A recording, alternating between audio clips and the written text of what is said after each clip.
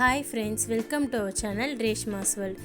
இன்றைக்கி நம்ம சேனலில் என்ன டிஷ் பார்க்க போகிறோன்னா, ஒரு சூப்பரான மட்டன் குழம்பு தான் எப்படி வைக்கலான்னு பார்க்க போகிறோம்.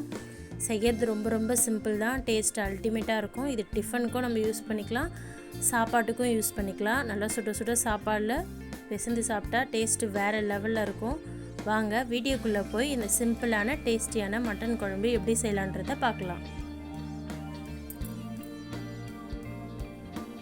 நல்லா மட்டன் பஞ்சு போல் வெந்து ஒரு சூப்பரான மட்டன் குழம்பு எப்படி செய்யலான்னு பார்க்கலாமா?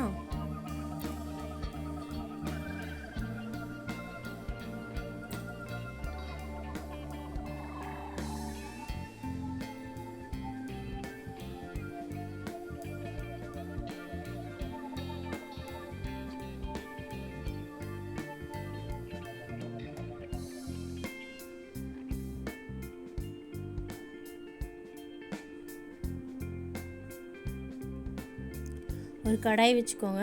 கடாய் நல்லா ஹீட் ஆனதும் 4 ஸ்பூன் அளவுக்கு எண்ணெய் ஆட் பண்ணிக்கோங்க.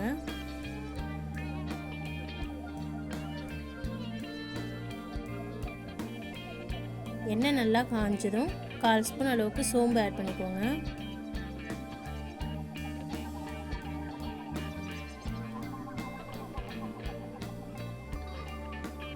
சோம்பு நல்லா பொரிஞ்சதும் 2 பெரிய வெங்காயத்தை இந்த மாதிரி கட் பண்ணி ஆட் பண்ணிக்கோங்க.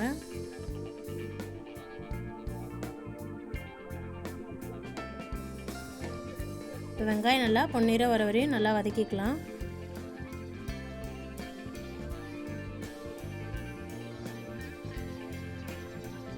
இது கூட கொஞ்சமாக கருவேப்பிலை கொத்தமல்லி ஆட் பண்ணிக்கோங்க.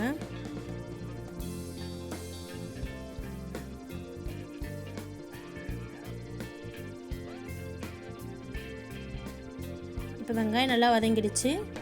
1 ஸ்பூன் அளவுக்கு இஞ்சி பூண்டு பேஸ்ட் ஆட் பண்ணிக்கோங்க.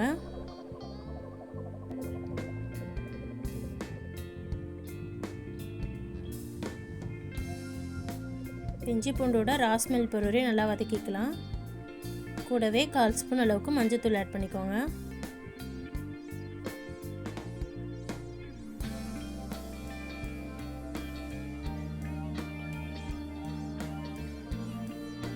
இப்போ ராஸ்மெல் போயிடுச்சு. ஒரு 3 தக்காளி, மீடியம் சைஸ் தக்காளி இந்த மாதிரி கட் பண்ணி ஆட் பண்ணிக்கோங்க. தேவையான அளவுக்கு உப்பு.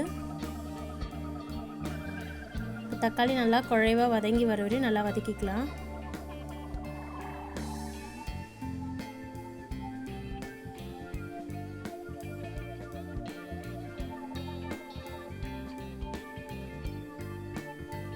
இப்போ ஒரு 4 பத்தை தேங்காய், ஒரு 5 முந்திரி, கொஞ்சமாக சோம்பு, கொஞ்சம் கசகசா போட்டு இந்த மாதிரி அரைச்சி எடுத்து வச்சுக்கோங்க.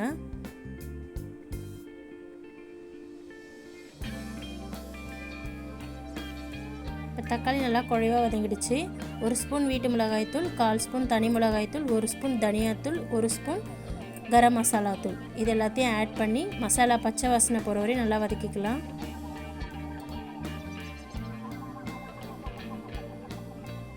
இப்போ மட்டனை நல்லா வேக வச்சு எடுத்து வச்சுருக்கேன்.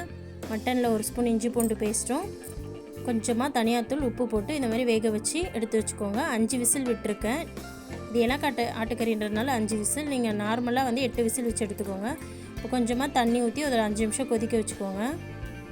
5 நிமிஷம் நல்லா கொதித்ததும் இப்போ அரைச்சி வச்ச பேஸ்ட்டை ஊற்றிக்கோங்க. இப்போ இது ஒரு நல்லா 10 நிமிஷம் நல்லா கொதிக்க வச்சுக்கலாம். பாருங்கள், நல்லா கொதிச்சிருச்சு. ஒரு சூப்பரான மட்டன் குழம்பு ரெடி ஆகிடுச்சு. இந்த வீடியோ உங்களுக்கு பிடிச்சிருந்தால் லைக் பண்ணுங்கள், ஷேர் பண்ணுங்கள், சப்ஸ்கிரைப் பண்ணுங்கள். பாய் ஃப்ரெண்ட்ஸ், நெக்ஸ்ட் வீடியோவில் பார்க்கலாம்.